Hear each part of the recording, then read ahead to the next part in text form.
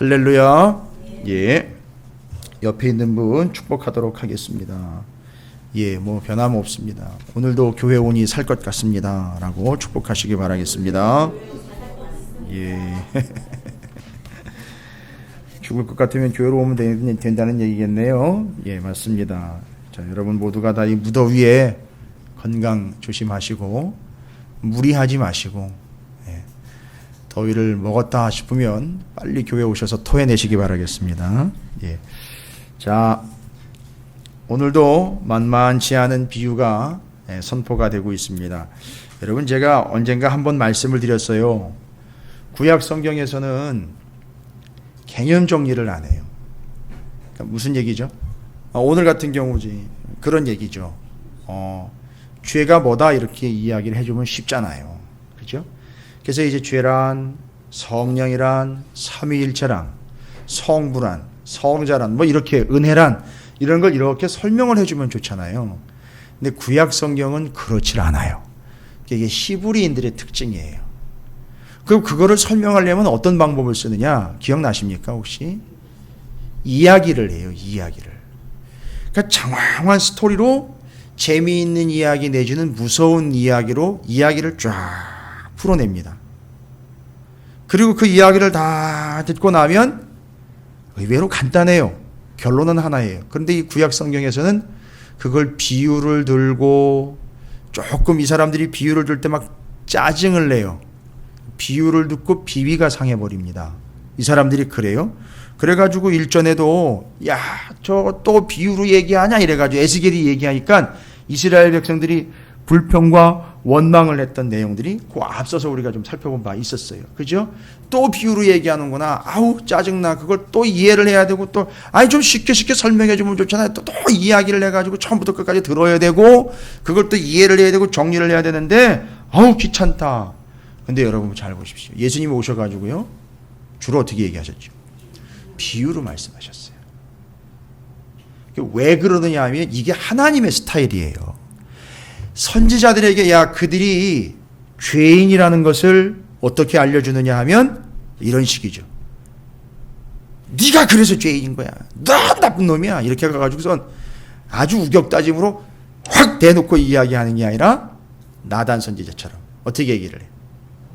옛날에 아주 가난한 농부가 하나 있었는데 새끼 양 하나밖에 없었는데 그 옆집에 아주 부잣집 그 농부가 해서 지한테 손님이 왔는데, 아니 지한테는 양이 여러 마리가 있는데, 아니 손님을 대접해야 되는 건 당연한 짓이니까, 예, 자기 양을 잡아가지고 자기가 접대를 해야 되는데, 그 달랑 새끼 양 하나밖에 없는 그 집에 가가지고 그걸 낚아채가지고선 그 뺏어다가 그걸 집에 온 손님한테 대접을 했다고. 세상에 이런 일이 어딨냐고 그랬더니 다윗이 그 얘기를 듣고요, 감정이입이 됐잖아요. 이야기에 쏙 빨려 들어갔잖아요. 그래가지고 이 천상천하에 그런 나쁜 놈이 어디 있냐고, 당장 잡아와야 된다고, 능지처참을 해야 된다고, 이런 식으로 나왔는데 나단 선지자가 이제 바로 탁 거기서 그게 바로 당신이라고 탁 얘기를 해버리잖아요.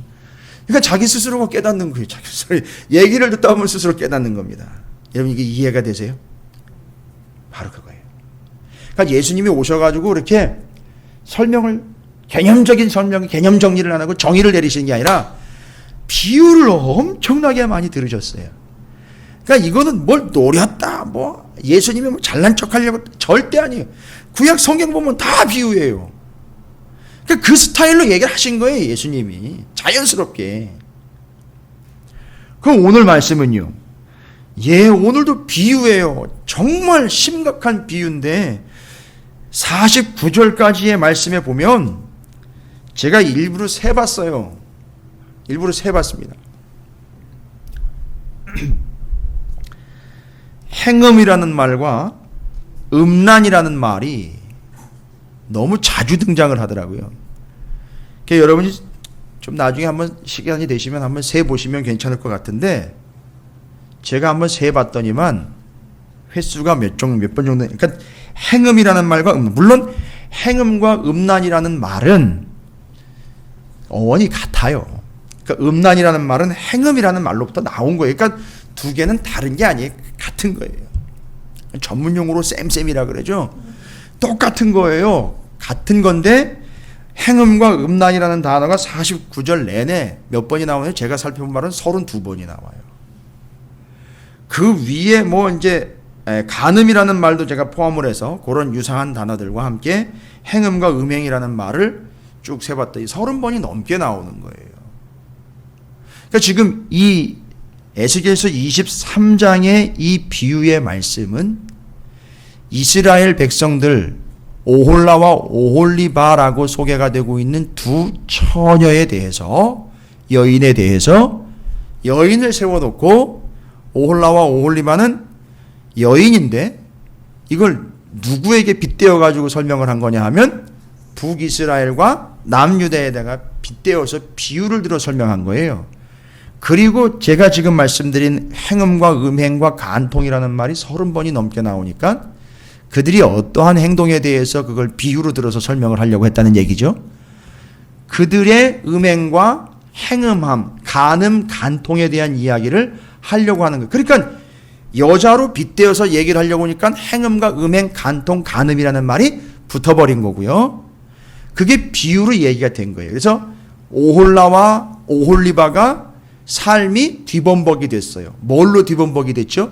음행, 행음, 간음, 간통으로 뒤범벅이 됐다는 거예요. 근데 여기서는 이해하기 쉽게 처음에 정의를 내려주고 시작을 하죠. 그 오홀라는 누구다?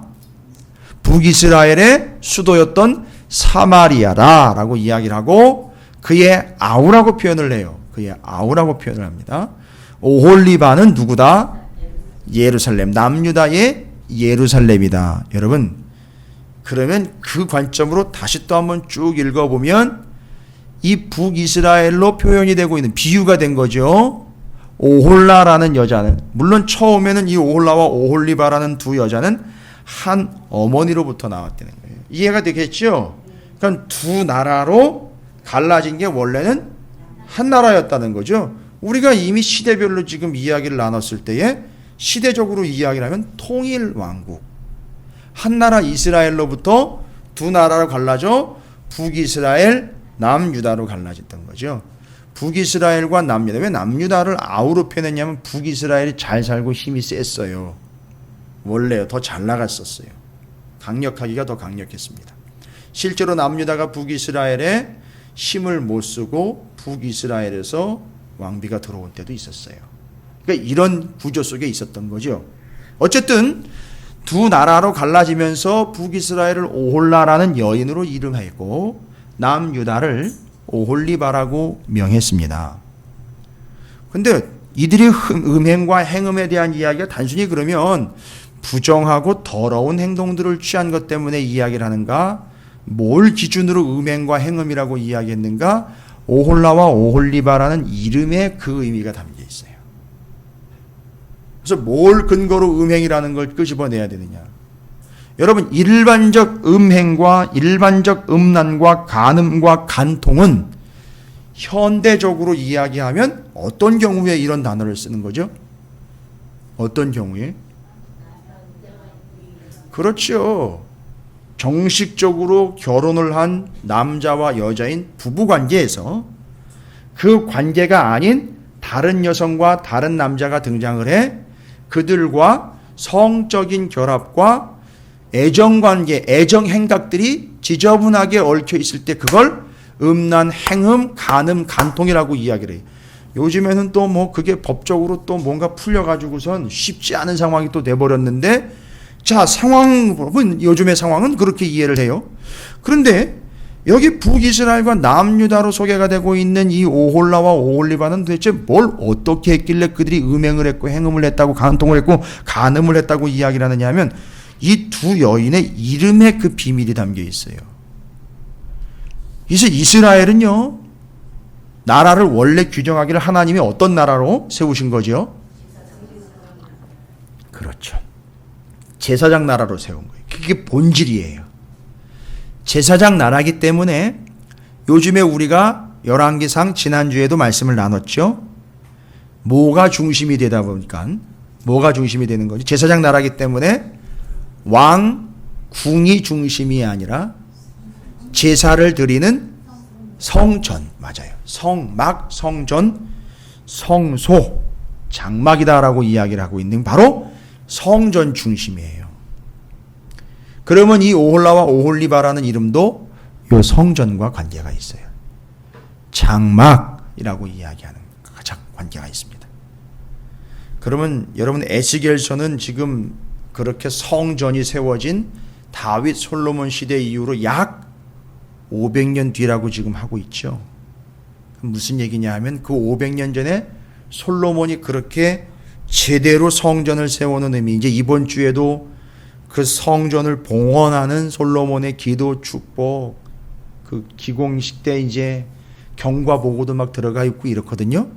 그것도 살펴볼 텐데, 그렇게 제대로 세워진 성전이 500년 뒤에는 오홀라와 오홀리바라는 이 더러운 부정한 여인들을 탄생시키는 근거가 되어버린 거예요. 거기서부터. 그러니까 성전이 잘못됐다는 게 아니라 그걸 뒤집고 꼬고 더럽게 폐역하며 그것을 변질시켜버린 오홀라와 오홀리바의 이름 속에 답이 있다는 거죠. 제가 지난주 오후 예배 때 잠깐 설명을 드렸어요. 배경 설명을 잠깐 그 이름 설명을 드렸어요. 오홀라라는 이름은 뭐냐 하면 오헬이라는 장막이라는 단어로부터 왔어요. 근데 그 뜻이 뭐냐 하면 뭐 쉽게 얘기 드리면 그거예요. 장막을 소유한 여자, 오홀라가요. 장막을 소유한 여자, 그 여인의 장막 이래 된 거예요.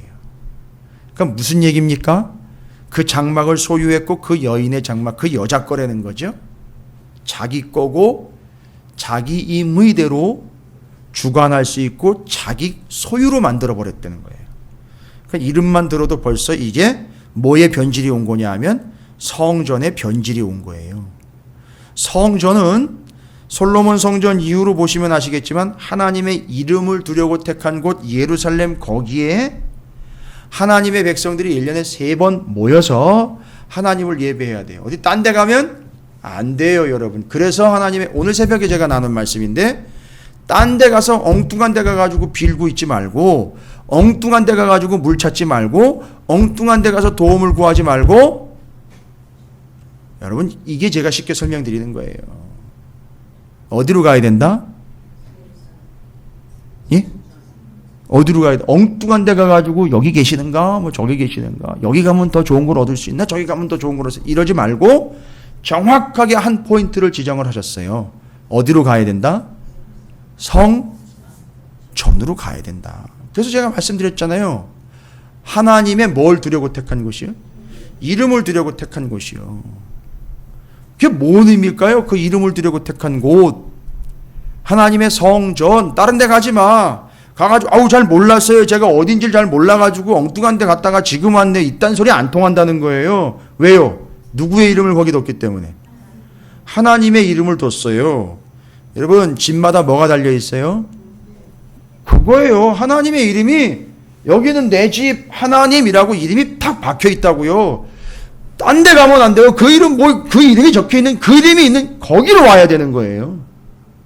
그래서 거기를 와야 하나님이 계시는 곳, 하나님을 만나서 내가 어떤 존재인지를 깨닫고 거기서 죄를 회개하고 하나님께 예배하고 하나님을 찬양하며 하니까 기도할 수 있는 곳이, 그게 성전이라는 거예요. 그래가지고 이름을 두려고 택한 곳, 거기는 내 이름이 명확하게 새겨져 있기 때문에 어디 뭐 딴 데 갔다 왔어요, 제가 잘 몰랐어요, 변명이 안 통한다는 거예요. 정확하게 이름 딱 새겨져 있는 거예요. 딴 데 못 가는 거예요. 거기 가야 되는 거죠. 그런데 북이스라엘은 이 개념을 묵사발을 만드는 거죠. 분명히 하나님의 이름이 기록되어 있는 거기로 와서 예배하고 찬양하고 기도해야 되는데 그걸 안 하고 그건 무시하고 어떻게 해버렸죠? 북이스라엘은 내려오질 않고 커트해가지고선 국경선을 아예 만들어버렸죠. 그래가지고선 저 위에 단과 북이스라엘의 맨 밑 경계지요, 베델에 산당을 세워버렸어요. 제단을 자기 나름대로 세워버렸다고요. 바로 그걸 이야기하는 거예요. 장막을 소유한 여자, 그 여자의 장막이에요. 그러면 잘 보세요. 장막을 소유한 여자, 그 여자의 장막이라는 말이 얼마나 무서운 얘기인지, 얼마나 폐역한 고백인지. 분명히 하나님의 장막에는 누구의 이름이 새겨져 있다 그랬죠? 하나님의 이름이 새겨져 있기 때문에 그 여자의 장막이라는 말은 하나님하고 한번 해보자고 덤비는 거잖아요. 그렇죠? 하나님의 이름이 새겨진 하나님의 장막으로 가야 되는데 자기 이름을 새겨서 자기들이 소유한 자신들의 장막으로 가서 단과 베델에서 거기서 자기들 멋대로 우상을 섬겼다는 거예요. 이게 오홀라라는 이름의 뜻이에요.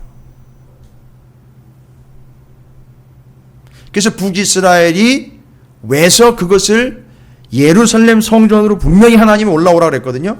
그러면 내 왕권 내가 보장한다고 분명히 여로보암한테 얘기하셨어요. 약속하셨다고요. 다른 건 다 몰라도 그거 하나는 지켜라. 내 집으로 올라와서 내 이름이 적혀져 있는 그 집으로 올라와서 거기서 예배해라. 그럼 나도 너 인정할게. 그랬거든요. 그런데 문패에 갈아 다른 거죠. 자기가 집 짓고 거기다가 자기가 임의대로 새겼죠. 그리고 문패 걸었죠.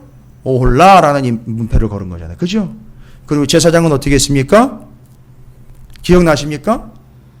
제사장은요, 대제사장, 제사장, 레위인들 반열에서 나와야 되는 거죠. 그리고 대제사장은요, 아론의 계열에서 나와야 되는 거죠. 그런데 북이스라엘은 어떻게 되는지 아세요? 성경에 나와 있습니다. 제가 좀 해보면 안 될까요? 오홀라 이러면서 그냥 들어간 거예요. 제사장도 자기들 멋대로 세웠단 말이야. 지가 하고 싶다고 나오면 그래도 한번 해봐 해가지고 시켰어요. 이게 북이스라엘 멸망할 수밖에 없는 이유라는 거예요. 근데 여러분 왜 그 짓을 했느냐 봤더니만 잘 들어보시면 이해가 되실 거예요. 일단은 뭐가 두려운 거죠? 이스라엘 백성들이 예루살렘 갔다가 안 돌아올까 봐 두려운 것이고, 북이스라엘이요 처음부터 나라가 둘로 나눠지기 시작하면 북이스라엘은요 예루살렘을 향하여 집중하지 않고 주변을 둘러봤어요. 주변을 둘러봤더니 주변에 센 나라들이 포진되어 있어요. 근데 그 센 나라들이 섬기는 신들이 쟁쟁한 신들이 있었어요. 그러니까 그 신들을 섬기려니까 아예 예루살렘 끊고, 저희는 이제 성전 끊었습니다 이야기하고 교회 끊었습니다 이렇게 얘기하는 것처럼 끊고 자기들 나름대로 단과 베델에 산당을 세워서 거기에서 무슨 짓을 했느냐면 그 유명한 가나안의 이방 우상들인 바알이라든지 아수르가 섬겼던, 자기네가 봤을 때 좀 센 나라라고 여겨지는 그 나라들이 섬기고 있는 우상들을 거기다가 모셔버린 거예요. 그 단과 베델에다가 세운 산당에다가. 이게 오홀라라는 말의 뜻이에요. 그래서 이 오홀라라는 여자는요 남자만 보면 환장을 해요. 여러분 23장 제가 다 해석 못해요. 이거 해석하기 시작하면은요 이거 한편에 죄송합니다 포르노가 나오는 거예요. 여기서 무지막지한 장면들. 그러니까 이걸 보고 누구는 이게 그래서 이 에스겔서는 이제 유대인들도 다 성인이 되고 난 다음에 읽은 거 아닌가 뭐 이렇게까지 얘기를 해요. 그 정도예요. 에스겔서 23장 특별히 더 심각합니다. 더 심해요. 아니 어떻게 그런 표현들을 쓰고 있나? 여러분 어마무시한 표현들이 막 나와요. 차마 입에다 담을 수 없는 아주 더럽고 부정한 표현. 근데 그게 하나님이 어떻게 그러실 수 아니요 하나님이 그런 표현을 쓴 게 아니라 오홀라와 오홀리바가 감히 그런 짓을 할 수 있느냐 이 얘기를 하고 있는 거예요. 지금 아주 적나라하게 이 얘기를 합니다. 적나라하게 음란화를 벽에다 그려놓고 그걸 보고 즐기는 게 오홀리바예요. 아수르 오홀라는요 아수르 애굽을 번갈아 가면서 거기에 심취가 돼가지고 이 남자 저 남자 애굽 아수르에 날락하면서 양쪽으로 양다리 걸치면서 음행을 저질렀어요. 이게 오홀라예요. 오홀리바는요 어떨까요? 남유다라고 아니요. 더 환장하는 거예요. 남자라면 더 환장하는 거예요. 겉으로 봤을 때 힘이 있고 복장이 오늘 나오죠? 복장이 화려하고 보기에 세다 싶고 남자답다 싶고 뭐예요? 여러분 여기 오홀라와 오홀리바가 생각하고 있는 것 자체가 얼마나 음란한지 나라들을 보는 게 여자가 남자를 볼 때 음란한 생각으로 보는 거예요. 옷을 싹 벗겨가지고선 머리끝부터 발끝까지 싹 보면서 스캔을 쫙 해가지고 너무 매력적으로 보인다? 들러붙는 거예요. 그러기를 오홀리바는 애굽, 아수르, 바벨론, 애굽. 와, 정말 왔다 갔다 했어요. 그래가지고 오홀라와 오홀리바를 뭐라고 표현하고 있는지 아세요? 창녀, 기생이라고 아예 표현을 해버렸어요, 하나님이. 그러니까 여러분, 오늘 23장의 말씀은 어려운 얘기가 아니에요. 북이스라엘 사마리아를 이름으로 뭐라고 명했다고요? 예? 북이스라엘 사마리아를 이름으로 뭐로 명했다고요? 지금 비유를 들어가지고 이야기로 만들어서 두 여인 등장시켰잖아요. 오홀라로 얘기를 하고 있고요. 남유다는 그보다 더 패역하고 더러운 짓거리를 했던 남유다 예루살렘을 오홀리바라고 이야기한 거예요. 여러분, 이것만 이해하셔도 이건 정리 끝나는 거예요. 그런데 그들이 워낙에 음란하고 음행에다가 간음이 일상화가 되어버려가지고 잘생기고 잘나가고 옷 잘 입고 돈 좀 있어 보이는 그런 남자라면 그냥 무조건인 거예요. 그렇게 그냥 들러붙는 거예요. 그게 그들의 창녀 기질에 대해서 하나님이 너는 아예 창녀다라고 이야기를 해버린 거예요. 남유다와 북이스라엘에 대해서요. 그게 오홀라와 오홀리바 이야기예요. 그리고 음행과 행음에 대한 이야기지만 여러분, 지금 뭘 얘기하려고 하는 걸까요? 하나님은 이렇게 참 음행과 지저분한 이야기를 다 적어놓고 뭐 일일이 다 해보지 않아도 결국 그런 음행으로 인하여 자기들이 좋아가지고 쫓아다녔던 그 남자들에 의해서 결국은 어떻게 돼요? 팽당하게 되는 거죠. 버림받게 되는 거죠. 되려 망신살이 뻗치게 되는 거죠. 자기가 좋아가지고 살려달라고 내지는 나랑 한 번만 잠을 한번 자주면 안 되겠습니까? 이렇게 쫓아다녔던 그 남자들이 나중엔 그 여자들을 아주 비참하게 만들고 조롱거리를 만들고 아주 죽여버릴 정도로 패역한 자들로 드러나게 된다는 걸 이야기하고 있는 거예요. 그럼 이 이야기가 얘기하려는 건 뭘까요, 도대체? 단순한 음행과 행음의 지저분함을 지적하려고 하는 걸까요? 결국 뭘 얘기하는 겁니까? 북이스라엘과 남유다 오홀라와 오홀리바라고 이야기하고 있는 이 두 여인의 비유를 통해서 눈에 보이기만 하면 더 세고 더 멋있고 더 멋들어지고 더 강력한 것 같은 주변에 있는 나라들을 혹해가지고 그걸 쫓아가가지고 그 나라가 섬기는 우상까지 다 수입을 해가지고 하나님 대신에 섬기고요. 남유다 같은 경우는요, 오홀리바의 이름이 뜻이 뭔지 아십니까? 장막이 그녀 가운데 있다는 거죠. 내 장막이. 누가 얘기하는 거예요? 내 장막이 그녀 가운데 있다라는 얘기예요. 그러니까 그녀랑 다른 관점에서 지금 누군가가 얘기하고 있는 거 아니에요? 내 장막이 그녀 가운데 있다라는 건 내가는 누구예요? 하나님이요. 하나님이 그 여인에게다 뭘 뒀다는 얘기죠? 내가 이 말 장막을 뒀다는 거. 그 누구예요? 어디입니까? 예루살렘인 거예요. 아유, 명쾌해요. 그런데요, 북이스라엘의 오홀라는요, 자기가 장막을 둔 거예요. 됐죠? 아니, 그럼 남유다는 무슨 짓을 했길래요? 하나님이 그 안에다가 장막을 아예 두셨는데, 하나님이 임재하신 처소인 성전을 뒀는데, 이 여자가 음행을 했대요. 도대체 어떻게 할까요? 생각해 보세요. 북이스라엘의 오홀라는 남의 남자를 어떻게 할까요? 쫓아다니는 거예요. 그죠? 가가지고 같이 행음을 해버려요. 그죠? 그리고 행음하기 위해 집을 아예 따로 지었죠? 그렇죠? 두 집을 졌잖아요. 그리고 남유다 같은 경우는 이미 하나님의 장막이 세워졌죠? 어떻게 하는 거예요? 그렇죠. 그 안으로 끌어들이는 거예요. 시간, 엉망진창, 말할 필요 없어요, 여러분. 이 지저분해가지고 여기도 못 올려요. 하는 짓거리들 보면은요. 쫄래 쫓아가가지고선 구걸을 하고 그게 좋다고 그걸 다 쫓아다니고. 여러분, 교회 다닌다면서 세상에 좋다는 걸 다 쫓아다니고 있어요, 여전히. 죄송합니다. 그건 오홀라가 하는 짓이랑 똑같은 거예요. 그렇지 않습니까? 아니, 주님 없이는 단 하루도 못 살아요. 주님 내 인생의 구주, 내 인생의 유일한 분, 주님은 나의 구원자, 나의 구세주, 나의 사랑, 나의 은혜, 막 난리치다가 저기 더 좋은 게 있다니까 어디래? 이러면서 쫓아가는 거예요. 아니, 그러고 있다니까요. 여러분, 그게 뭐야? 요즘에 돈, 건강에 좋다면 교회도 상관없는 거예요.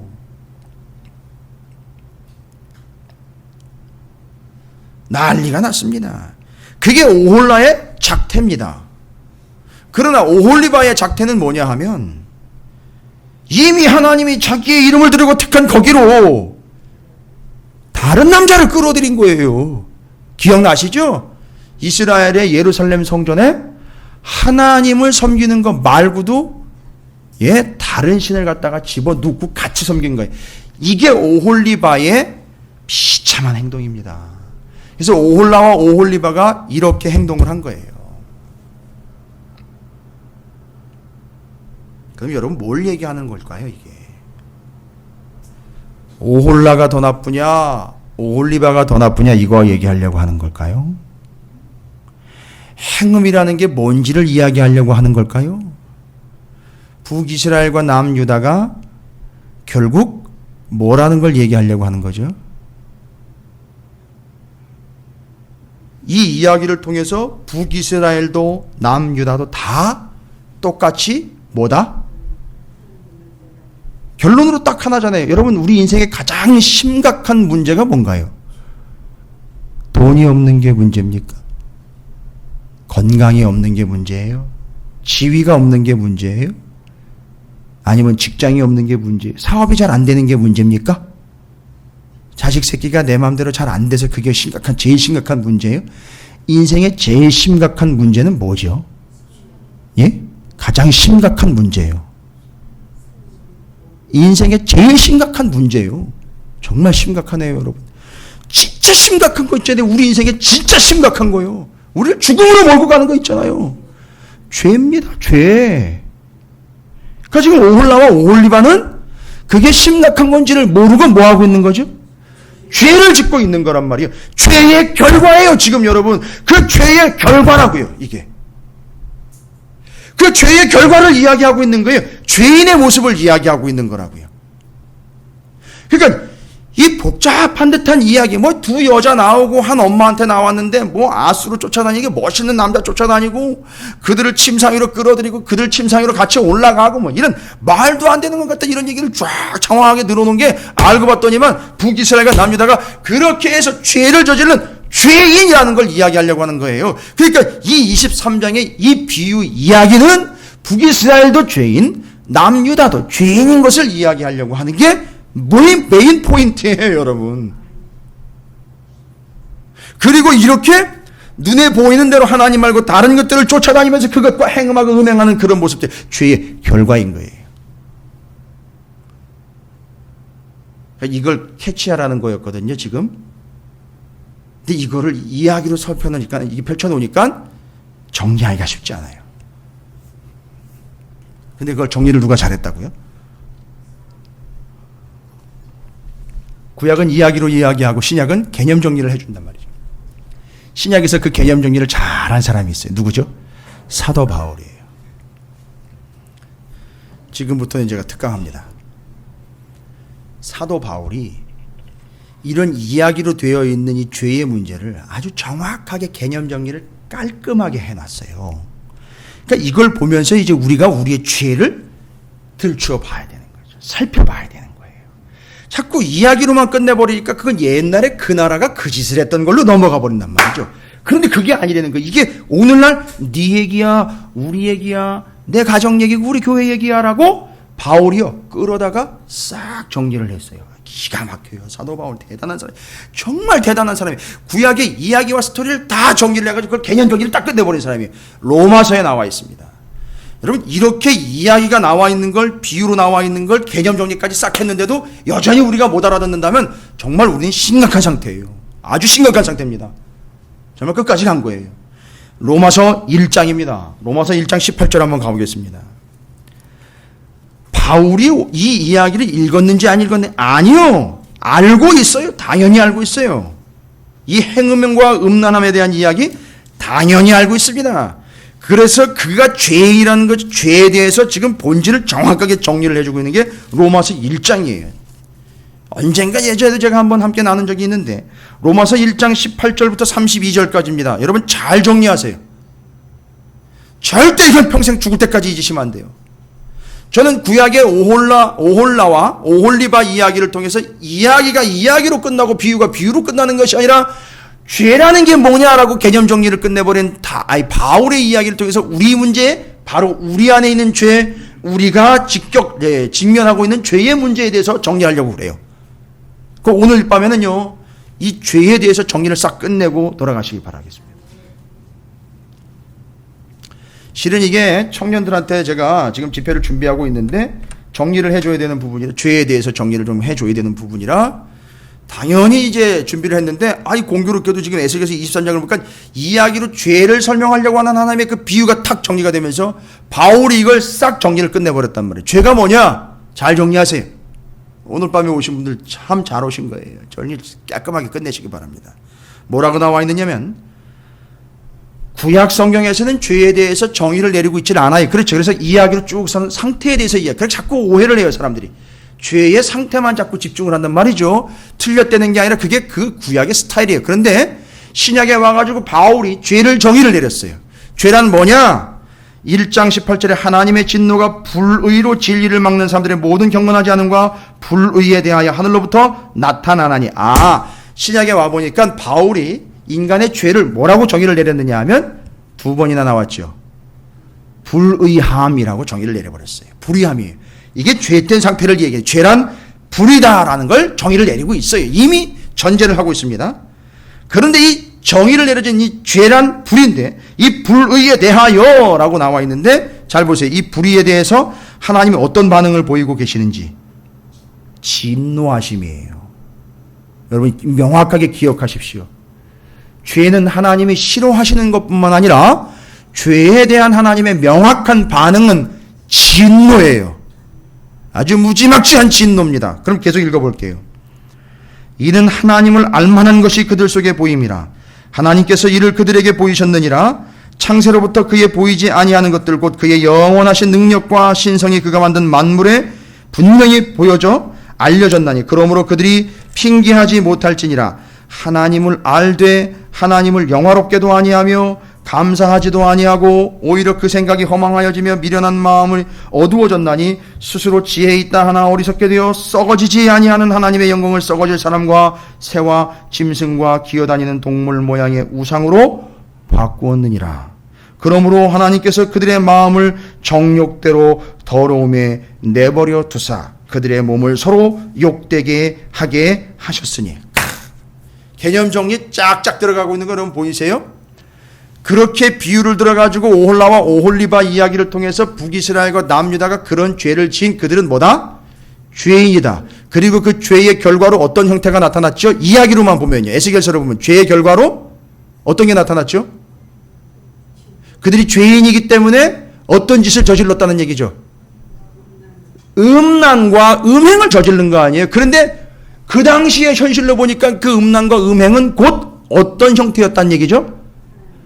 하나님 말고 다른 것을 따르고 섬기다가 아수르를 섬긴 줄 알았는데 아수르가 섬기고 있는 우상을 자기들이 직접 섬기게 됐다는 거죠. 요걸 그대로 요약 정리하고 있어요, 여러분. 여기서 로마서 1장 18절부터 32절까지 기가 막힌 본문이에요, 여러분. 정리되세요? 그래서 죄에 대해서 정의를 내립니다. 사도 바울이. 죄란 뭐다? 인간의 불의함이다. 그런데 그 불의함에 대해서는 하나님이 어떻게 진노하십니다. 여러분 진노가 극에 달하잖아요. 하나님이 진노가 극에 달하면 하나님이 어떻게 하시는지 아세요? 어떤 처분을 내리는지 아십니까? 우리는 하나님이 진노하시면 퍼니시먼트라 그러죠. 때리고 부수고 잘라내든지 아니 두들겨 패든지 이런 거 있죠. 왜 보면 우리가 애들 키워봐서 알잖아요. 그죠? 잘못해가지고 부모가 화나면 이제 매가지고 와 이래가지고 하는 거잖아요. 여러분 그건 지은 게 아니에요. 그건 사랑의 매예요. 그건 어쨌든 가능성이 있다는 거예요. 그렇죠. 그게 이제 징계죠. 예. 일종의 그건 징계의 가능성이 있다는 얘기예요. 그건 그나마 가능성이 있다는 얘기예요. 그런데 하나님은요. 잘 보십시오. 이런 무지막지한 불의함과 죄악 진노하심이라고 해요. 너무너무 화가 나가지고 이걸 어떻게 대해줘야 되나 하다가 하나님이요 처분을 내리셨습니다. 그 패역함과 그 음란함과 음행과 그 더러운 죄악에 대해서 하나님이 반응 보이십니다. 어떤 반응을 보이시죠? 진노하심의 결과로 그러므로 하나님께서 그들을 마음의 정욕대로 더러움에 내버려뒀다는 거예요. 내버려뒀다는 거예요. 그 짓을 계속 그렇게 하면서 살아가도록 내버려뒀다는 거예요. 여러분 조심하십시오. 왜 예수를 30년 40년 믿어도 변화가 없는지, 그건 혹시 내버려두고 내팽개치신 게 아닌가, 좀 심각하게 돌아봐야 돼요.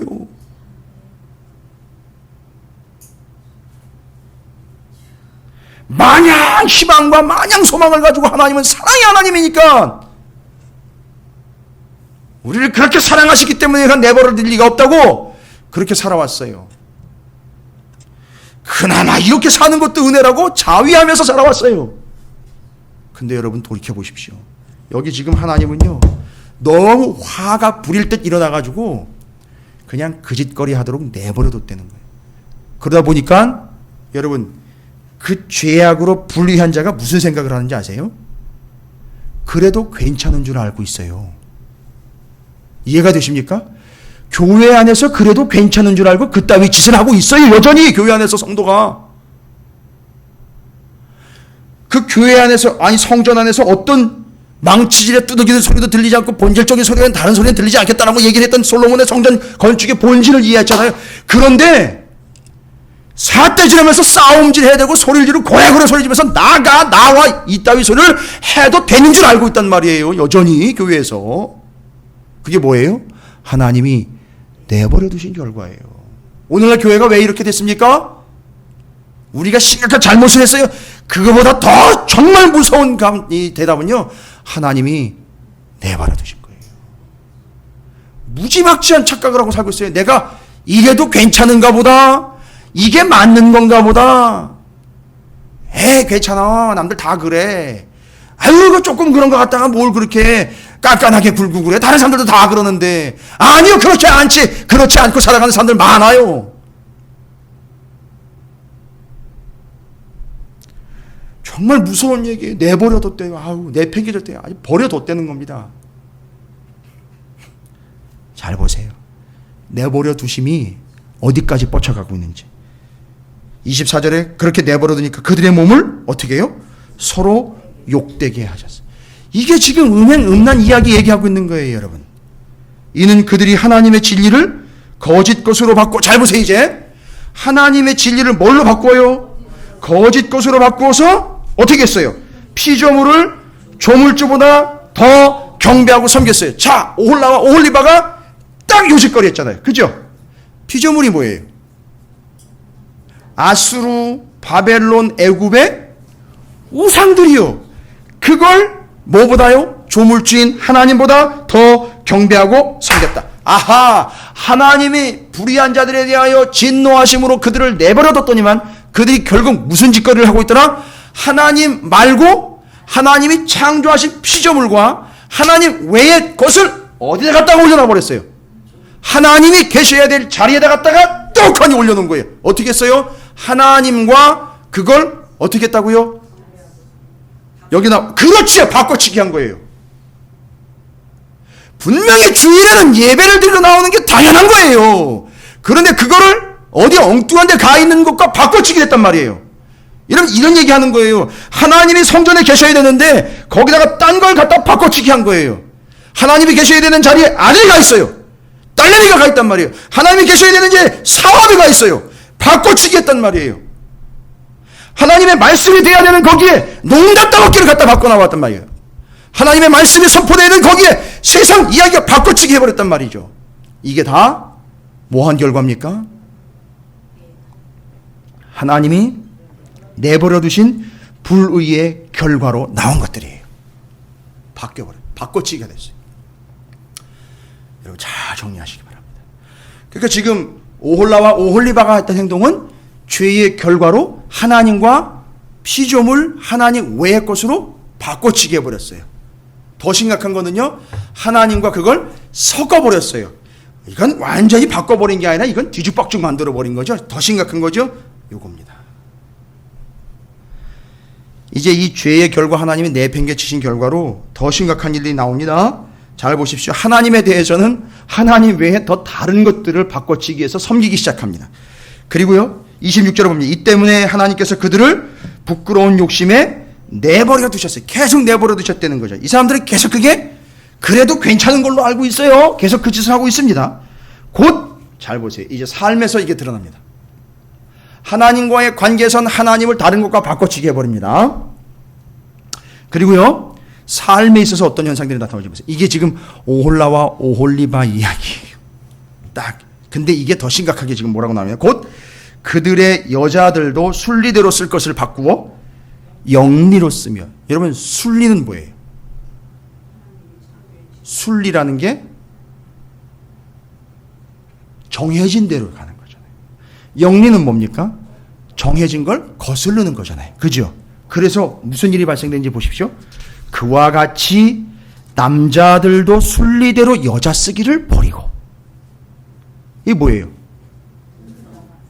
남자는 누구를 사랑하게 돼 있어요? 남자를 사랑하게 돼 있습니까? 이게 이상한 집단이 발생이 됩니다. 그렇죠. 예. 잠깐 이제 왔다 갔다 하시면 말고 정리를 잘 하시기 바랍니다. 여기서 이야기하려고 하는 게 뭐예요? 남자들이 순리대로라면 누구랑 사랑을 하게 돼 있죠? 여자랑 사랑을 하게 돼 있고, 그런데 그걸 어떻게 했어요?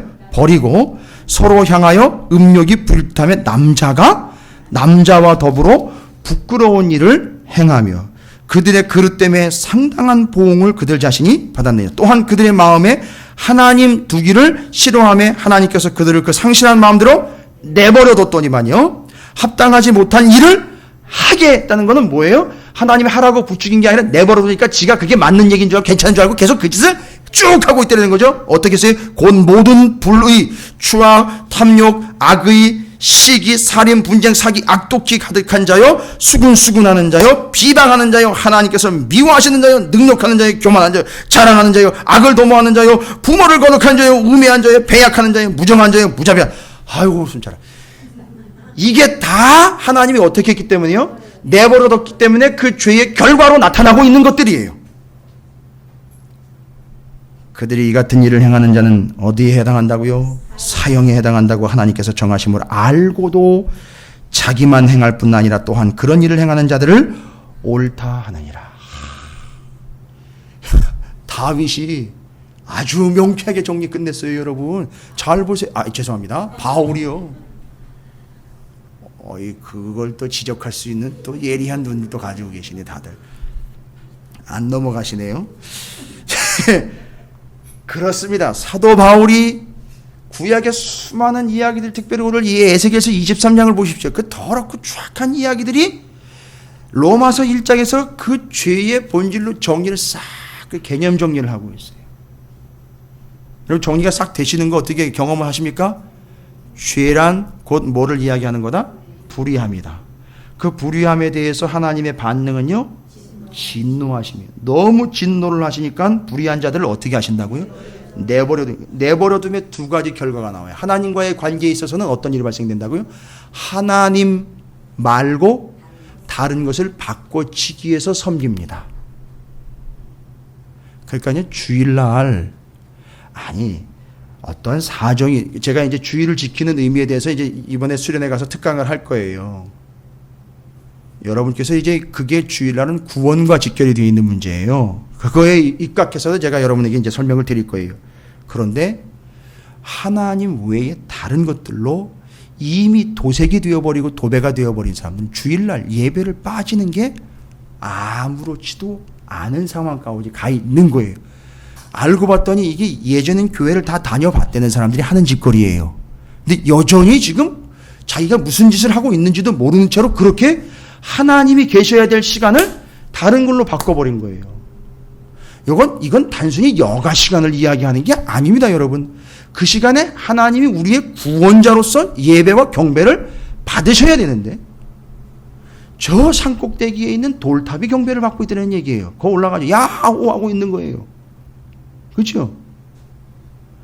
그것이 바뀌어버린 거예요, 여러분. 하나님과 그 가치가 바뀌어버린 거예요. 그러니까 하나님 말고 무언가 다 지금 더 중요하고 소중한 것들이 자리 바꿈이 되어버린 그 모든 것들이 있잖아요. 그게 바로 뭐의 결과다? 죄의 결과예요. 그런데 하나님은 그걸 내버려 두셨어요. 그러니까 이 사람은 그게 잘못인지를 몰라요. 아니 그게 별일이 안 생기거든요. 지금 왜 내버려두니까 별일이 안 생기는 거예요. 그러니까 그게 맞는 건 줄 알아요. 착각을 하고 있어요. 아직도. 이래도 되는 건 줄 알아요. 다른 사람들도 별일 없으니까 나도 뭐 별일 없겠지. 이 정도 가지고 이렇게 돼버리는 거죠. 그건 하나님이 내버려 두셨기 때문이라는 거죠. 심지어 우리의 삶에서는요, 어떤 현상이 발생된다? 순리의 것을 어떻게 한다고? 영리로 바꿔버리는 거죠. 제일 대표적인 게 바로 동성애입니다. 바로 이거예요. 그래서 죄악으로 인하여 불의함의 결과 하나님의 진노하시면 내팽개치고 내버려뒀더니만 이들이 결과적으로 하나님과 우상을 바꿔치기 했고, 삶에서는요 순리로 써야 될 걸 영리로 바꿔버렸기 때문에 대표적으로 남자가 남자를 좋아하고 여자가 여자를 좋아하는 영리적인 현상이 나타났다는 거죠. 이게 동성애인 거예요. 여러분, 동성애는 죄예요. 누가 죄가 아니라고 이야기하는지 제가 이야기가 못하겠어요. 도대체가 용납을 못하겠어요. 저 오늘 선교사님 얘기예요. 뉴욕에 갔더니만 말씀 집회를 하러 갔는데, 선교사님, 왜요? 오늘 죄에 대한 얘기 있나요? 예, 당연히 있죠. 죄에 대한 얘기 있죠. 있습니다. 네. 다른 얘기는, 다른 죄는 얘기하셔도 되는데요. 여기 뉴욕에서는요, 동성애는 얘기하시면 안 됩니다. 잡혀갑니다. 예? 그러면서 그렇게 심각하게 얘기를 하면서 절대 저 동성애는 얘기하지 말아 주십시오. 라고 얘기를 부탁을 하더래요. 간곡하게. 그럼 잡혀갑니다. 라고 이야기를 하더래요.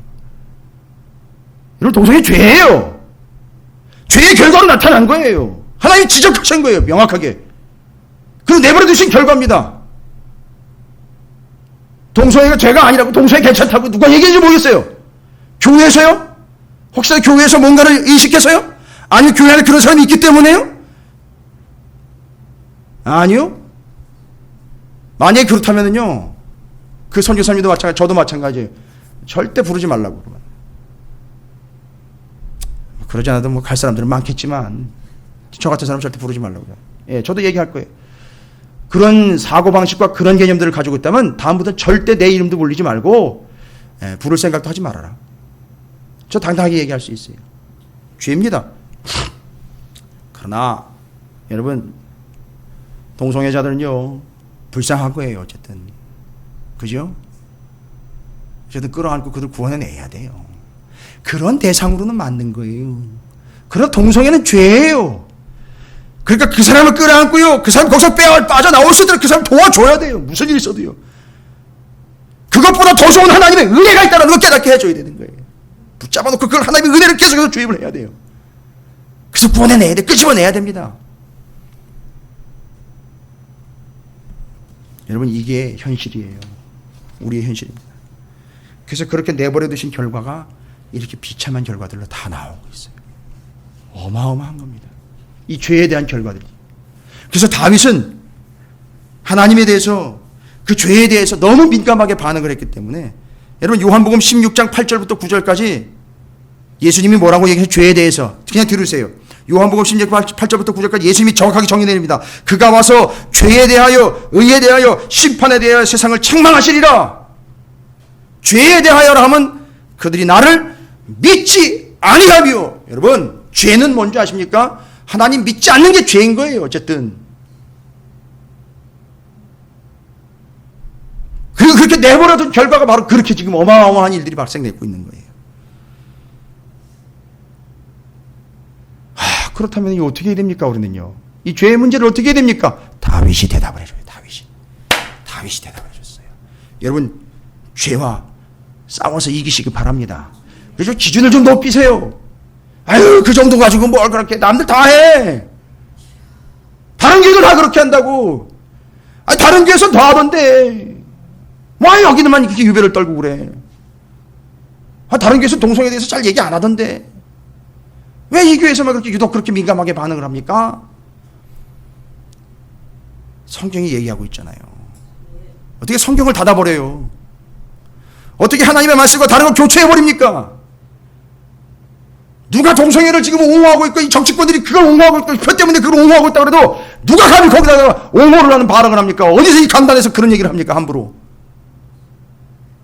아닌 건 아닌 거예요.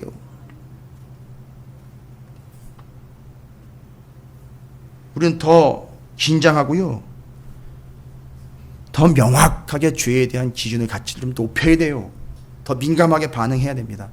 제발 하나님과 다른 가치를 비교하시거나 교체하지 마세요. 하나님은 하나님을 최고로 놓고 하나님을 구원자로 놓고 그냥 거기에 복종하시는 것밖에는 방법이 없어요. 인정하시는 것밖에 방법이 없어요. 다윗이 그랬잖아요. 다윗이요. 하나님은 나의 뭐라고요? 피난처, 나의 망대, 나의 날개. 이 시편 요즘에 이제 어제 오늘 이어가면서 다윗이 고백했던 거. 시편 62편이죠. 하나님은 나의 피난처, 하나님은 나의 망대, 하나님은 나의 날개, 그늘.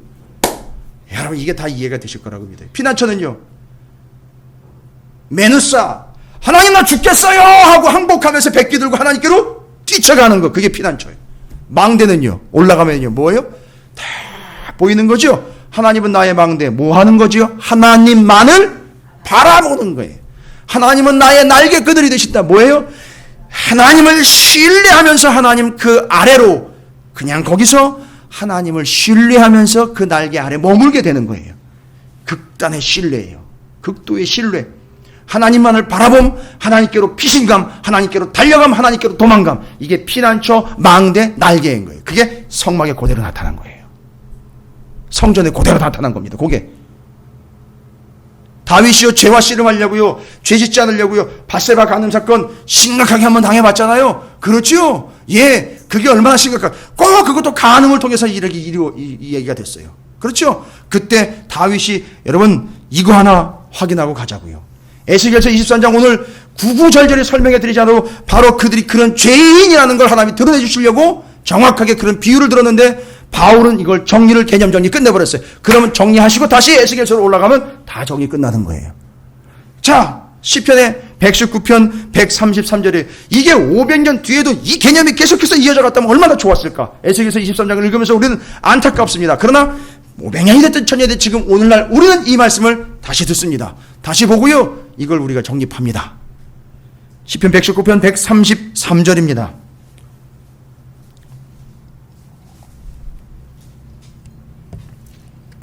여러분이 죄와 싸워 이길 수 있는 유일한 방법, 여러분에게 말씀을 전해드립니다.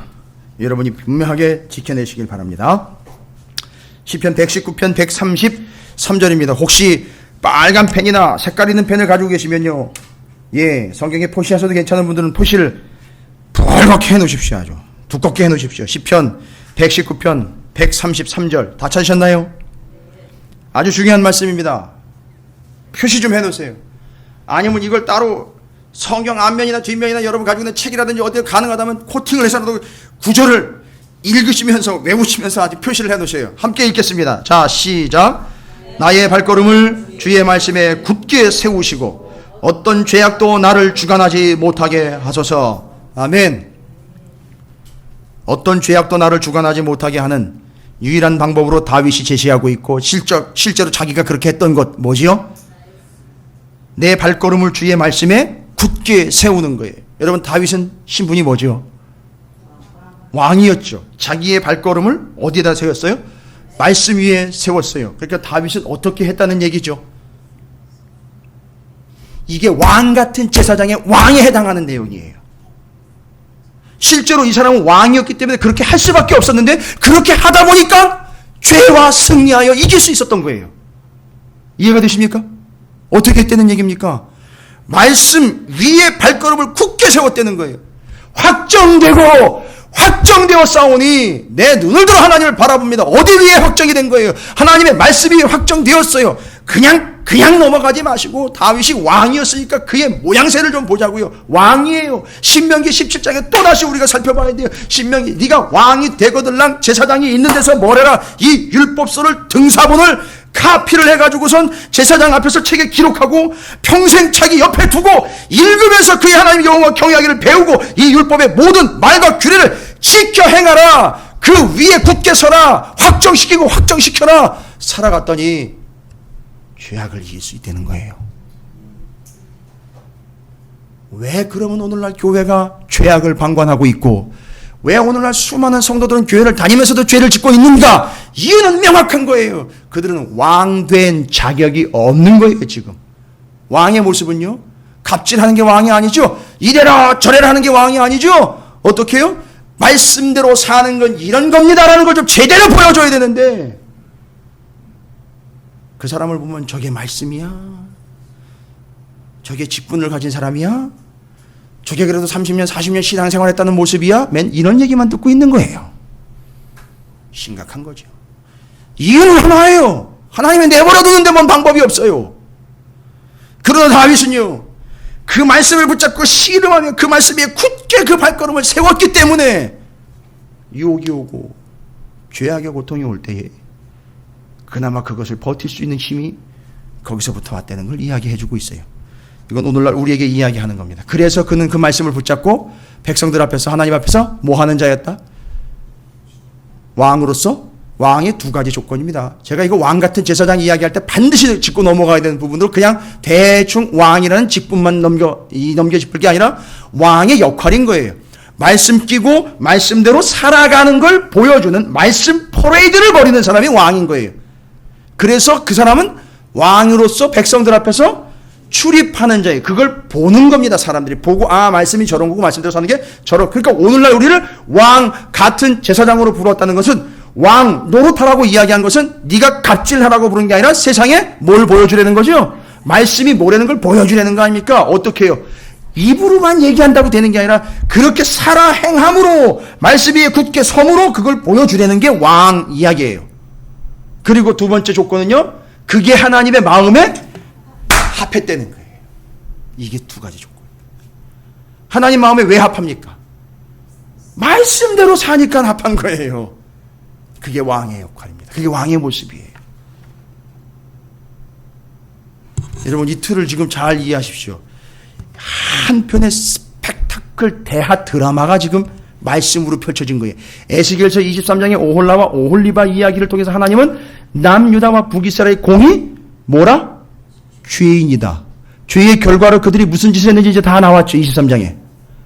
남의 나라와 음행을 저질러 그 우상을 하나님 자리에 대치시켜버려. 그게 바로 뭐예요? 순리를 영리로 하나님이 계셔야 될 자리에 다른 게 치고 들어와 앉아있는 하나님을 밀어내고 다른 게 들어와 있는 영리현상.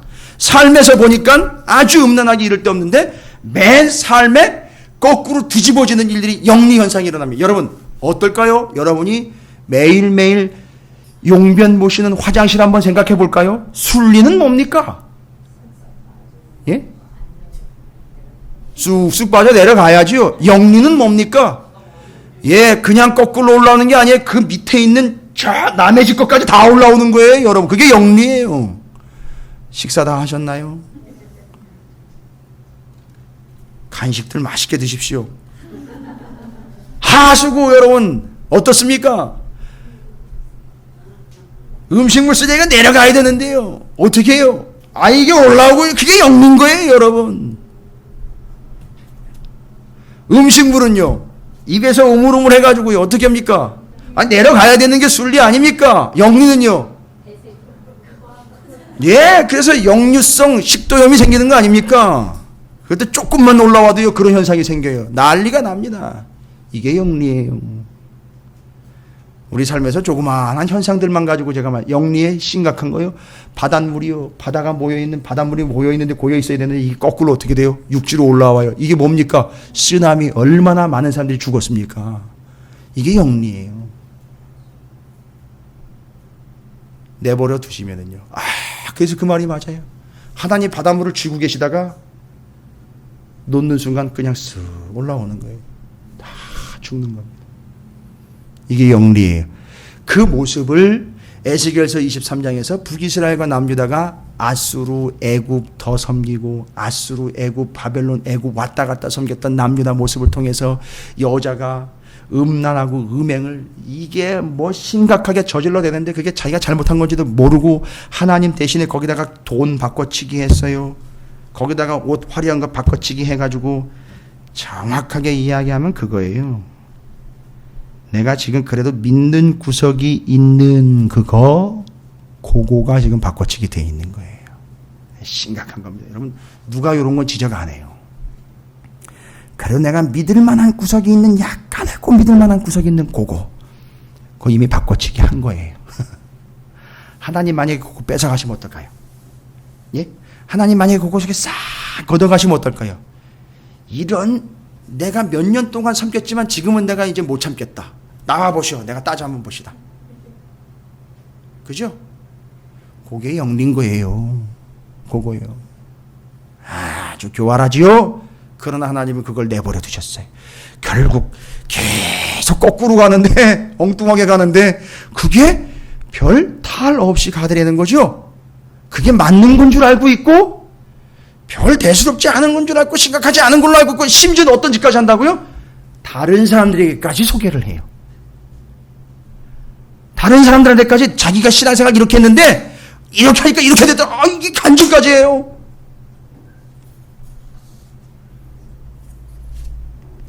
여러분, 죄의 기준을 높이시기 바랍니다. 그리고 오늘 에스겔서 23장에 하나님 외에 그 다른 것들을 섬기며 음행하며 행음했던 그들의 모습 속에서 우리의 모습을 살펴보시기 바랍니다. 죄란 무엇인지 정리되셨습니까? 죄는 개념 정리해서 불의함이에요. 그 불의함에 하나님은 진노하심입니다. 그 진노한 자들에 대해서 하나님은 그냥 내버려 두십니다. 결과 그들은 어떻게 된다고요? 하나님을 다른 것으로 계속 바꿔 쓰고 있습니다.